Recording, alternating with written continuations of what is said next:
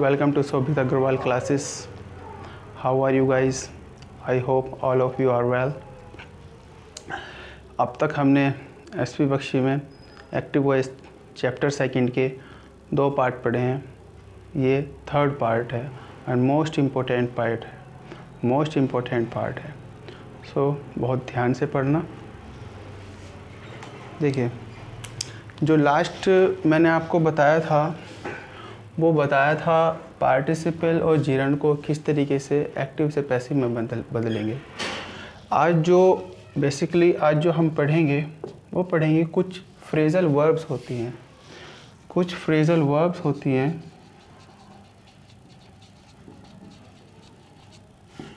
Preposition भी adverbs. कुछ phrasal verbs preposition और एडवर्ब्स होती हैं जिनका कुछ जो लिखा हुआ रहता है उससे उसका मीन्स अलग होता है। जैसे आप एक वर्ड देखें, लुक डाउन अपॉन। देखिए, बेसिकली ये हमें देखने में लग रहा है लुक डाउन अपॉन, किसी के ऊपर देखना, लेकिन इसका जो अर्थ है वो है घृणा करना।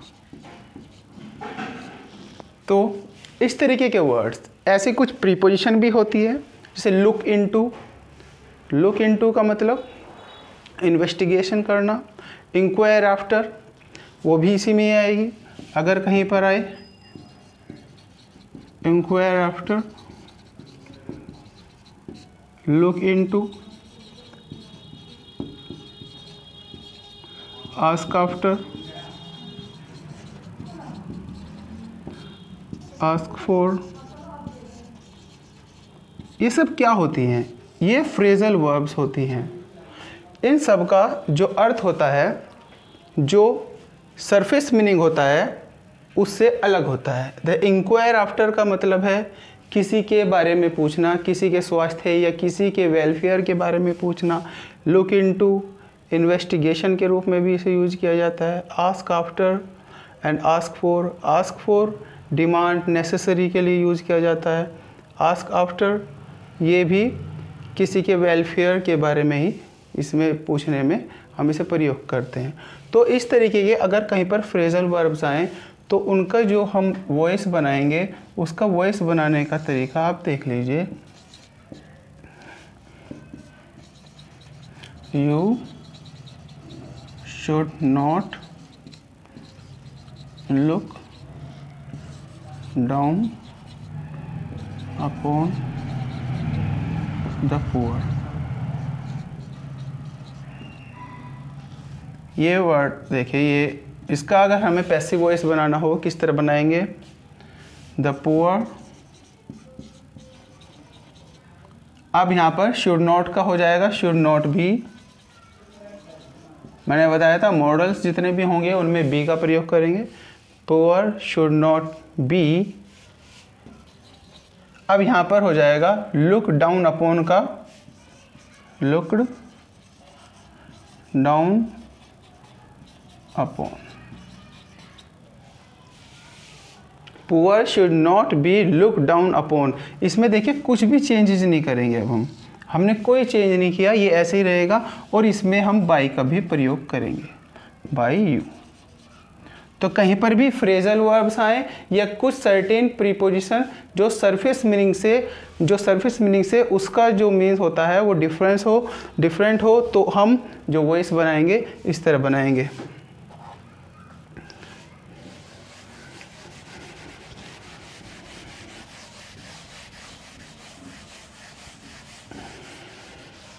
देखिए, ये बहुत ही इम्पोर्टेंट है और एग्ज़ाम में आता रहता है। देखिए, let bid see make feel watch hear help. Let bid see make feel watch hear help, ये कुछ वर्ब्स हैं जिनके साथ हमेशा डायरेक्ट इन्फिनेटिव यूज करते हैं। इन्फिनेटिव जैसे मैंने आपको बताया टू और वर्ब की फर्स्ट फॉर्म का हम प्रयोग करते हैं, वो होता है इन्फिनेटिव। लेकिन इन वर्ब्स के साथ हम टू का प्रयोग नहीं करते। एक सेंटेंस आप एग्जाम्पल के रूप में देखें,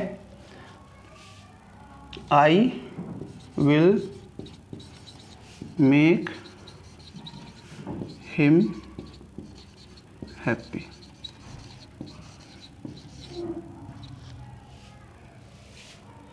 I will make him happy और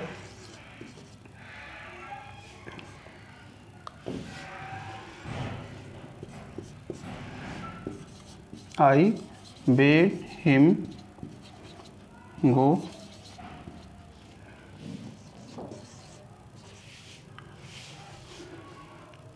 और देखिए I have made her sing a song। देखिए जितने भी ये सेंटेंस हैं आप इन्हें ध्यान से देखें, इनके साथ ये जो वाक्य बना है I will make him happy, इस वाक्य में वर्ब नहीं है तो ये रूल यहाँ पर नहीं लगेगा। लेकिन आप ये दो सेंटेंस ध्यान से देख लीजिए, ये थोड़ा मेमोरी बेस्ड था तो इसलिए इसमें मैं वर्ब नहीं लगा पाया। आप ये दो सेंटेंस देखिए नीचे के, I bade him go, I have made her sing a song. देखिए यहाँ पर बेड जो बिड है इसी की सेकंड फॉर्म है, और यहाँ पर मेड ये मेक की सेकंड फॉर्म है। अब इसके साथ देखिए जो वर्ब लगी है ये डायरेक्ट इन्फिनेटिव कहा जाता है, इसके साथ हमने टू नहीं लगाया, इसके साथ हमने टू नहीं लगाया। इस तरीके के वाक्य का जब हम पैसिव वॉइस बनाएंगे देखिए किस तरह बनेगा, आई बेड हिम गो, आई बेड हिम गो, हिम का क्या हो जाएगा ही, बेड सेकंड फॉर्म है तो वाज, ही वाज, बेड की थर्ड फॉर्म होती है बिडन, ही वाज बिडन।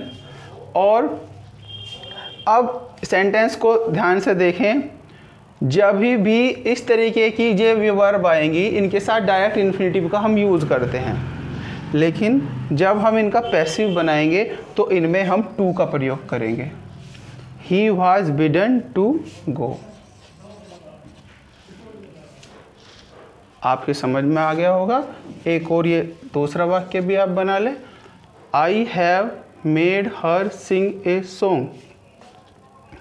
अब इस सेंटेंस को किस तरह बनाएंगे देखिए, I have made her sing a song, तो हर को हम बनाएंगे हर से सी, हर का हो जाएगा she was, sorry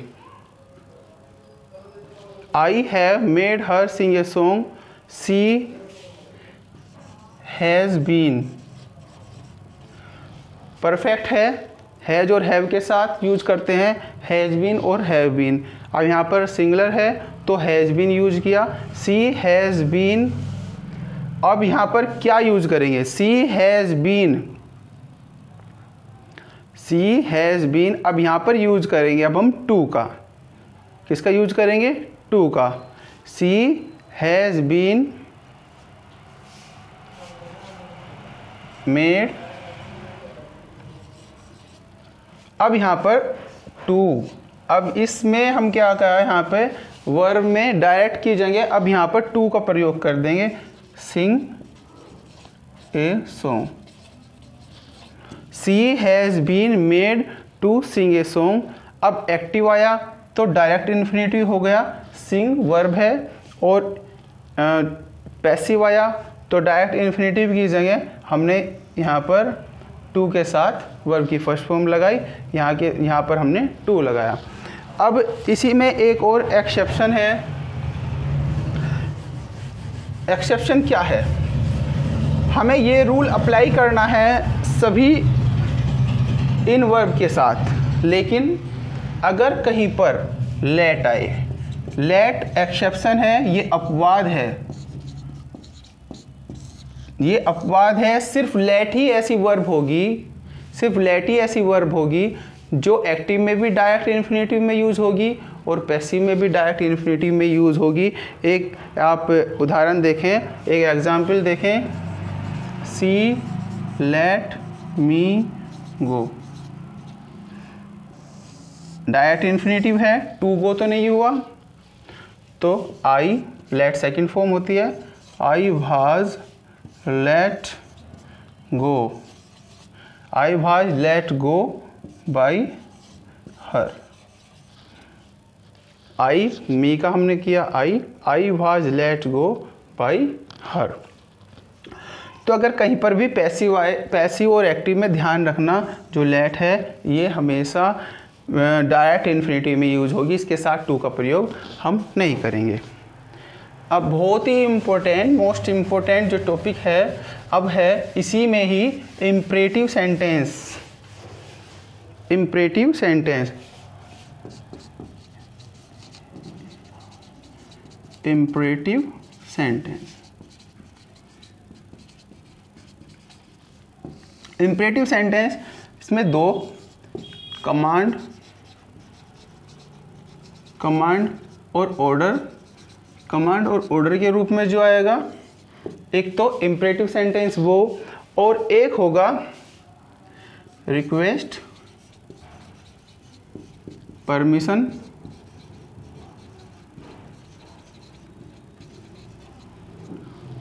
request, permission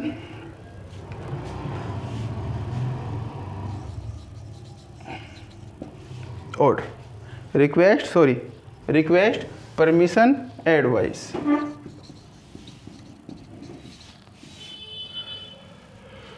request, permission, advice, ये दो तरह के सेंटेंस इसमें आते हैं। अब सबसे पहले हम यूज देखेंगे कमांड और ऑर्डर का सेंटेंस हम किस तरह बनाएंगे, इनका पैसिव कैसे बनाएंगे।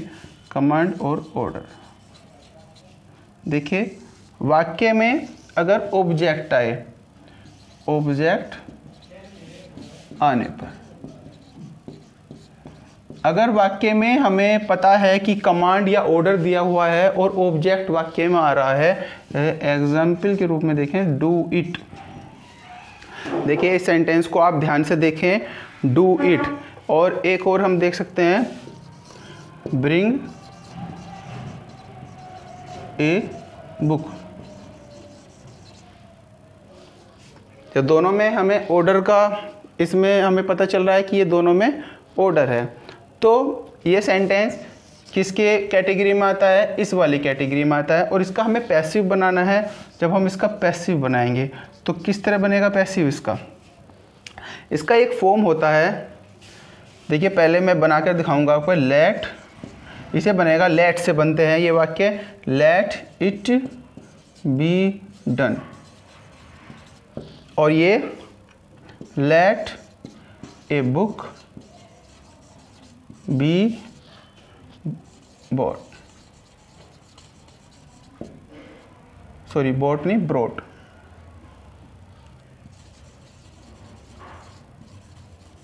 देखिए इसका एक फॉर्म है। सबसे पहले इसका फॉर्म है लेट, लेट के बाद होगा यूज ऑब्जेक्ट, उसके बाद होगा बी, और फिर पास्ट पार्टिसिपल वर्ब की थर्ड फॉर्म। पास्ट पार्टिसिपल को ही वर्ब की थर्ड फॉर्म कहते हैं। इसका ये स्ट्रक्चर है, देख लीजिए आप इसे ध्यान से देखिए, लेट ऑब्जेक्ट बी वर्ब की थर्ड फॉर्म। अब कमांड और ऑर्डर का जो भी वाक्य आएगा इस तरह बनेगा, जैसे do it, bring a book, इसमें कमांड है, ऑर्डर है, और इसमें ऑब्जेक्ट भी आया है, इसमें भी ऑब्जेक्ट आया, इसमें भी ऑब्जेक्ट आया। तो इसे वाक्य को बनाया हमने लेट के फॉर्म में, लेट फिर ऑब्जेक्ट फिर बी फिर वर्ब। अब ये वाक्य बनाया हमने पहले लेट, फिर इसके बाद हमने ऑब्जेक्ट लिया है, ये रहा ऑब्जेक्ट, फिर इसके बाद हमने इसके बाद बी का प्रयोग किया, हमने बी का यूज़ किया। यहाँ पर देखिए रूल में बी है, और फिर वर्ब की third form, past participle verb की थर्ड फॉर्म। तो ऐसे ही हमने ये भी वाक्य बनाया। तो अगर इसमें अब हमने देखा ऑब्जेक्ट आने पर, अगर ऑब्जेक्ट ना आए वाक्य में, ऐसा भी तो हो सकता है कि ऑब्जेक्ट ना आए, तो उस वाक्य को हम कैसे बनाएंगे, जो ऑब्जेक्ट आए, सॉरी जो ऑब्जेक्ट ना आए।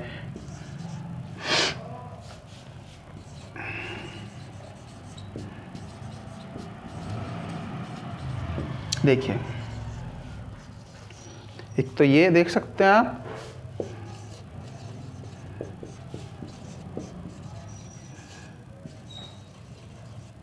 देखिए इनमें कोई भी ऑब्जेक्ट नहीं आया। ये ध्यान रखना, जैसे यहाँ पर एट वंस आ गया, यहाँ पर हियर आ गया, ये ऑब्जेक्ट नहीं होते, ये होते हैं आपकी एडवर्ब्स। तो एडवर्ब्स को हम ऑब्जेक्ट में काउंट नहीं करते। तो अगर ऑब्जेक्ट वाक्य में ना आए, ऑब्जेक्ट नहीं आने पर, तो इन दोनों वाक्यों में ऑब्जेक्ट नहीं है। तो इसका भी एक स्ट्रक्चर है, इसमें करेंगे यू आर ऑर्डर्ड। ऑर्डर्ड भी हो सकता है, कमांडेड भी हो सकता है, COAA, कमांडेड भी हो सकता है, ऑर्डर्ड भी हो सकता है। तो यू, इसका स्ट्रक्चर है you are ordered, you are commanded to, you are ordered, you are commanded, फिर इसके बाद स्ट्रक्चर में है टू, और वर्ब की फर्स्ट फॉर्म, और फिर जो भी एडवर्ब है या एसेट्रा जो भी है वो यहाँ पे यूज हो जाएगा। तो इस सेंटेंस को हम इसी फॉर्म में बनाएंगे, you are ordered get out, go out at once. किसी को बाहर जाने के लिए कहा गया है, तो यू आर ऑर्डर्ड टू, मैंने बताया टू का यूज करेंगे, you are ordered to go out at once. देखो हमेशा एक बात का ध्यान रखना, अगर टू आया है और उसके बाद वर्ब आई है तो हमेशा वर्ब की फर्स्ट फॉर्म होगी, वो होगा infinitive, you are ordered to go out at once. अब इसी वाक्य को अगर हम बनाएंगे, यू आर ऑर्डर्ड, अब यहाँ पर ध्यान रखना, अगर वाक्य निगेटिव में है, यहाँ पर निगेटिव है तो नॉट पहले आ जाएगा, not to stay here, not to stay here, you are ordered not to stay here. आपके ये भी समझ में आ गया होगा।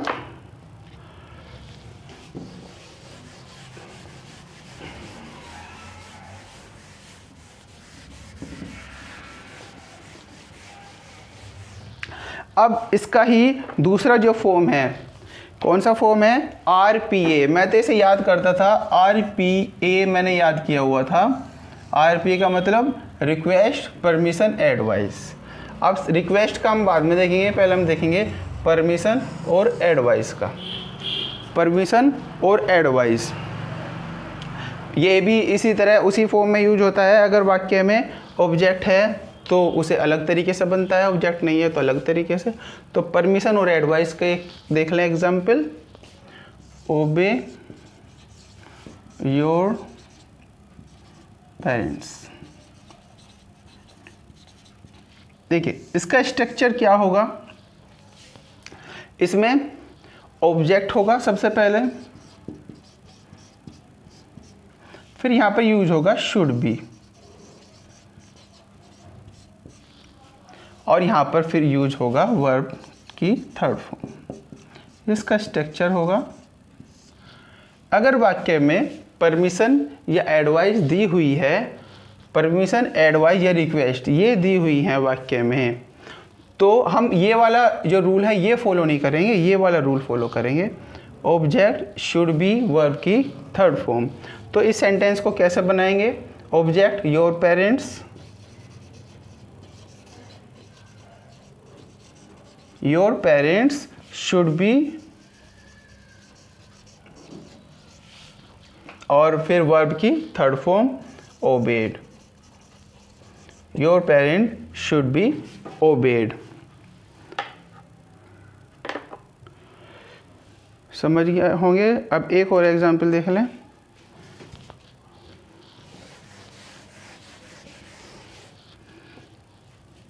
Listen to me.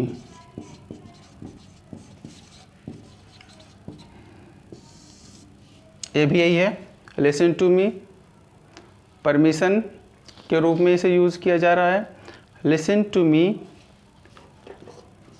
आई, ये अब मी का क्या हो जाएगा आई, और मैंने बताया इसमें यूज होगा शुड, आई शुड बी, और यहाँ पर लिसन टू, बस यहाँ पर रुक जाएगा, I should be listen to, I should be listen to.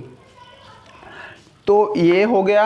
अब इसी में ही हर वाक्य में रिक्वेस्ट आए, अगर कहीं पर रिक्वेस्ट का परसेप्शन हो, कहीं पर रिक्वेस्ट दिखाई हुई हो, एग्जाम्पल के रूप में आप देखिए, प्लीज़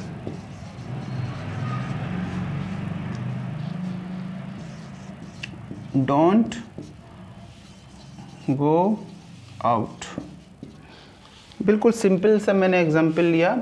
अगर वाक्य में प्लीज़ आए तो आँख मीच कर हमेशा हमें एक रूल अप्लाई करना चाहिए, you are requested.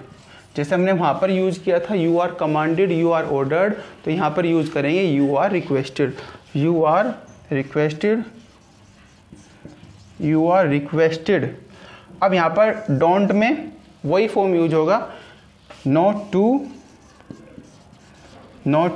Go out, not to go out. कोई प्रॉब्लम नहीं होनी चाहिए, मैंने बहुत ईज़िली और आसानी से ये चीज़ समझाई है। एग्ज़ाम में ध्यान रखना, इम्परेटिव जो सेंटेंसेस होते हैं उसका भी पैसिव वॉइस बनाने के लिए कई बार आ जाता है। अब देखिए वाक्य लेट वाले वाक्य अब हम देखेंगे। लेट वाले वाक्य दो तरह के होते हैं, एक तो लेट और लेटस।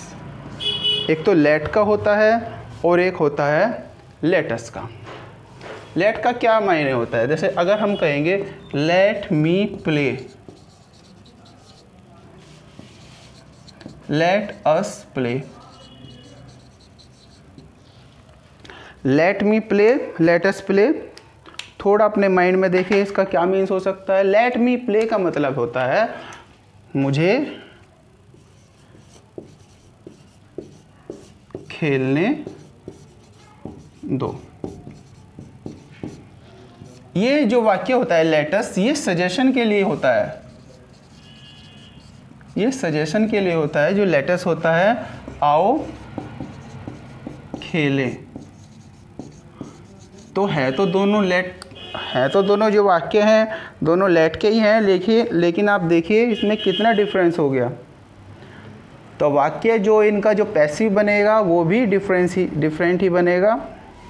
अब लेट का ही सबसे पहले हम एग्जाम्पल देखेंगे। एग्जाम में अगर आए let me play cricket,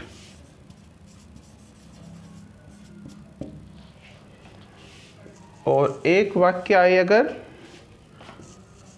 let us help him.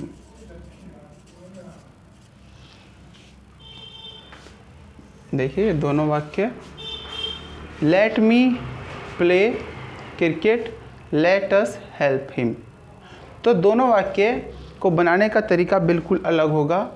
अगर वाक्य आए लेट मी प्ले क्रिकेट, अब मैंने इसका मीन्स बता दिया, लेट मी प्ले क्रिकेट, मुझे क्रिकेट खेलने दो, तो इसका सेंस ये है।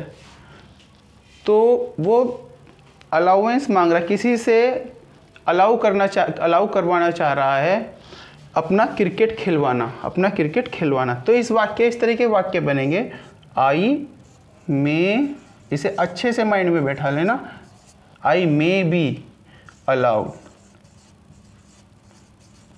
आई may be allowed to play cricket.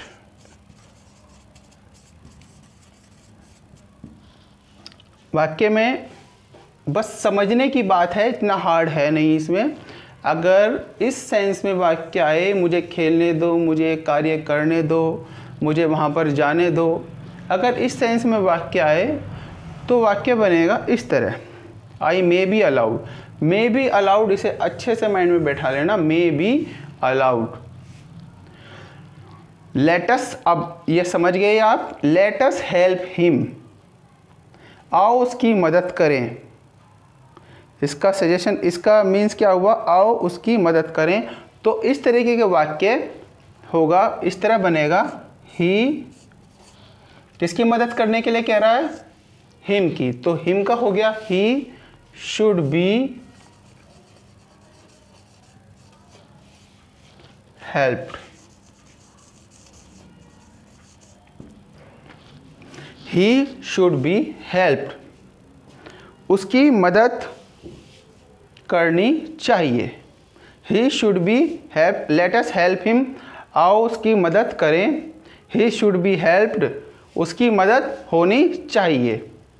तो दोनों का मीन्स तो यही है तो दोनों का मीन्स एक ही। ये पैसिव में हो गया और ये हो गया एक्टिव में। ध्यान रखना, लेटस जहाँ पर वाक्य आएगा वहाँ पर शुड का प्रयोग करेंगे, शुड का। और अगर ऑब्जेक्ट आए, लेट वाले वाक्य भी दो तरह के होते हैं, इसमें चाहे ऑब्जेक्ट आए या ना आए, बनाने का तरीका एक ही होगा। लेकिन लेटस में ऑब्जेक्ट आने पर और नहीं आने पर अलग अलग तरीके से वाक्य बनेगा। अब यही वाक्य, लेटस वाला वाक्य में अगर ऑब्जेक्ट ना आए, यहाँ पर तो हिम आया हुआ है, ऑब्जेक्ट आया हुआ है, अगर इसमें ऑब्जेक्ट ना आए, एक वाक्य देखें, लेट अस सिंग।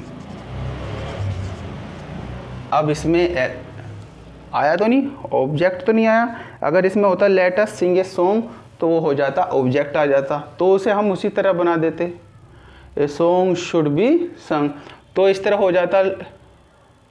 लेकिन यहाँ पर अब ऑब्जेक्ट नहीं आया, तो इसका एक स्ट्रक्चर है, वो दिमाग में रखना बहुत ही अच्छे से। इट इज सजेस्टेड, मैंने बताया सजेस्टेड में सजेशन के वाक्य हैं। It is suggested that, us का हो जाएगा यहाँ पर we, that we should, it is suggested that we should sing. ये वाक्य इस तरह बनेगा। अगर वाक्य में ऑब्जेक्ट नहीं आया तो ये वाक्य इस तरह बनेगा। कुछ अब मिसलेनियस कुछ सेंटेंसेस हैं जो बुक में दिए हुए हैं, आप वो भी समझ लें, फिर आपके जो एक्टिव और पैसिव वॉइस हैं वो आपके ख़त्म हो जाएंगे। इसमें भी बहुत ही इम्पोर्टेंट कुछ सेंटेंसेस दिए हुए हैं जो एग्ज़ाम के पॉइंट ऑफ व्यू से काफ़ी इम्पोर्टेंट है, तो आप ध्यान से देखें। पहला जो सेंटेंस है, the police arrested a militant and send him to jail, तो ये तो इजी है, a militant was arrested by police, तो ये तो इजी है। अब दूसरा वाक्य देखिए, it is necessary to help the poor,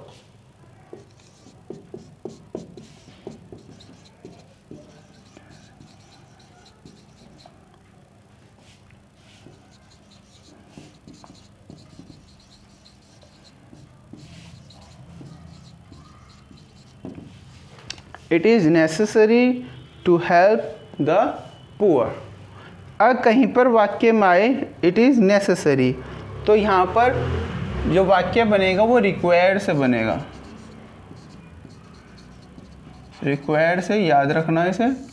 necessary को हम, नेसेसरी से जब वाक्य हम पैसिव में बनाएंगे नेसेसरी वाले वाक्य, तो ये रिक्वायर से बनेगा। अब ऑब्जेक्ट क्या है, द पुअर और अब यहाँ पर वर्ब क्या हो जाएगी, required, the poor are required. To का मैंने बता रखा है, इन्फिनेटिव में अगर पैसिव बनेगा तो टू बी हो जाएगा, to be helped, to be के साथ वही वर्ब की third form, the poor are required to be helped. समझ में आ गया होगा। इट इज़ नेसेसरी को ध्यान रखना, रिक्वायर्ड से रिप्लेस करेंगे। दूसरा सेंटेंस है, it is time to wind up business,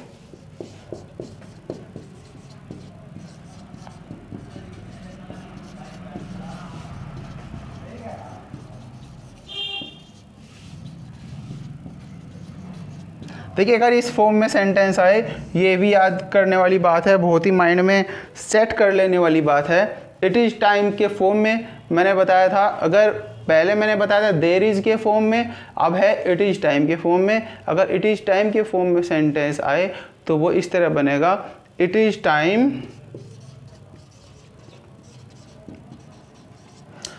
यहाँ अब फॉर यूज करेंगे, यहाँ पर इट इज़ टाइम फॉर। अब यहाँ पर बिजनेस ले आएंगे, यहाँ पर उठाकर कोई भी वाक्य इसी मतलब इसी फॉर्म में कैसा भी वाक्य है वो इसी मेथड से बनेगा, इसी स्ट्रक्चर से बनेगा। It is time for business, it is time for business, और टू का वही मैंने बताया, टू भी हो जाएगा। Wound third form, it is time for business to wound up. अब कहीं पर अगर हैव टू आए, हैव टू का मतलब होता है कोई कार्य मजबूरी में हमें करना पड़े, तो ओब्लाइज्ड हैव टू को रिप्लेस करेंगे ओब्लाइज्ड से। सेंटेंस देखें,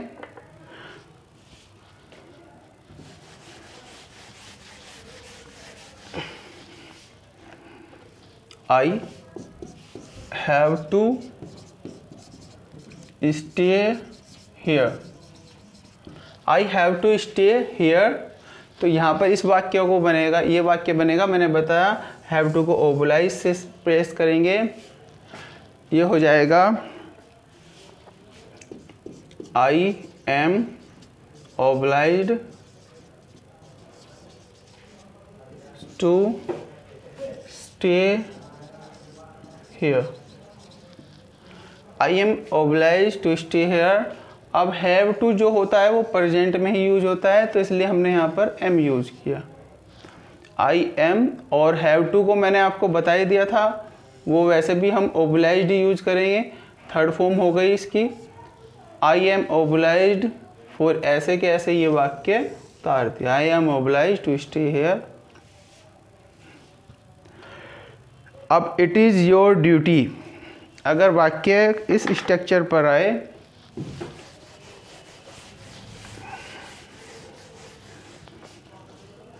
इट इज़ योर ड्यूटी, अगर वाक्य इस फॉर्म में आए, it is your duty, it is your duty to help your children, it is your duty to help your children.